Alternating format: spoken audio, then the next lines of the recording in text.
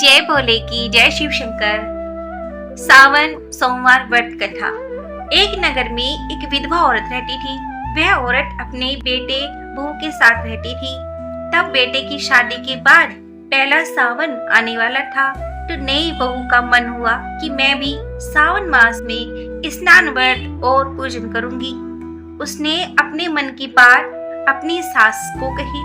सास बोली, बहू अभी तेरी उम्र पूजा पाठ स्नान करने की नहीं है, और अगर तुम पूरे सावन स्नान व्रत पूजन करोगी तो घर का काम कौन करेगा, गाय भैंसों का काम कौन करेगा। सास ने इनकार कर दिया। बहू उस दिन बहुत उदास थी। उस दिन उसने भोजन भी नहीं खाया था। जब सावन मास का पहला दिन था, उस दिन रोज की तरह बहू कुएं पर पानी भरने के लिए गई। उसने देखा कि गांव की सारी महिलाएं पूजा की थाली लेकर महादेव जी की मंदिर में पूजा करने जा रही थी।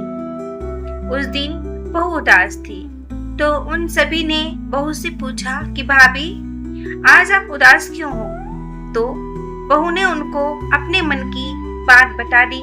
तो सभी सहेलियां बोली कि भाभी आप उदास क्यों होती हो, आप तो रोज पानी भरने के लिए आते ही हो, आप हमारे साथ ही पूजा कर लिया करो।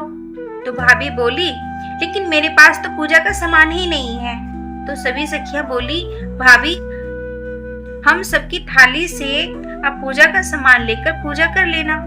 अब भाभी ने ऐसा ही करने लगी रोज। इस बात की जानकारी सास को नहीं थी। इस तरह सावन मास पूरा बीत गया। तब सावन मास की पूर्णिमा को बहू ने सोचा कि मैंने पूरे सावन मास भगवान महादेव जी को और माता पार्वती को कुछ भी अर्पण नहीं किया है। उनके पास रुपये पैसे तो नहीं थे। उसने अपनी नाक की नथ, सोने की नथ महादेव जी को अर्पित कर दी। घर आकर बहू सोचने लगी कि अगर सास मेरी नथ के बारे में पूछेगी तो क्या जवाब दूंगी, कि तभी सास की नजर बहू की ऊपर पड़ी। सास ने बहू से नथ के बारे में पूछा, तो बहू अनजान बनते हुए बोली कि सासू माँ अभी कुएं से जब मैं आई थी तब तो मेरी नाक में नथ थी, अब ना जाने कहाँ गिर गई। तब सास ने पूछा, तू कहाँ गई थी। तब बहू बोली, सासू माँ सुबह जब मैं पानी भरने कुएं पर गई थी तब तो नाक में मेरे नथ थी। मुझे लगता है मैं छत पर उपले बना रही थी तो शायद नथ वहीं गिर गई होगी। अब सास और बहू उपलों में नथ देखने के लिए चली। उपलों में नथ देखने लगी। वहां 10 उपले थे, तो सभी में से सोने की नथ निकल के आ गई। देखकर सासू माँ अपनी बहू से बोली कि बहू तेरी तो एक ही नथ गुम हुई थी, पर यहाँ तो 10 सोने की नथ मिली है, बता ये सब क्या है। बहू ने डरते डरते पूरी बात बता दी, पूरी सच्चाई सुना दी।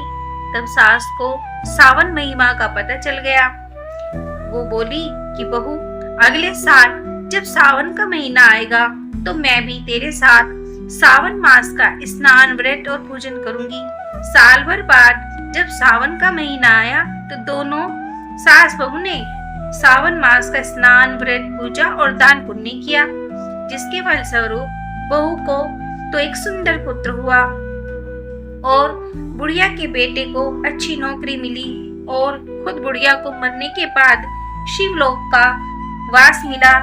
बोलिए हर हर महादेव। जय भोले की जय शिव शंकर। मैं उम्मीद करती हूँ आपको ये कहानी पसंद आई होगी। चैनल को अभी तक अब अगर आपने सब्सक्राइब नहीं किया है तो चैनल को सब्सक्राइब करें, वीडियो को लाइक करें, कमेंट करें, शेयर करें और ज़्यादा से ज़्यादा अपने दोस्तों में शेयर करें। हर हर महादेव। महादेव आपकी सभी मनोकामनाओं को पूर्ण करे। हर हर महादेव।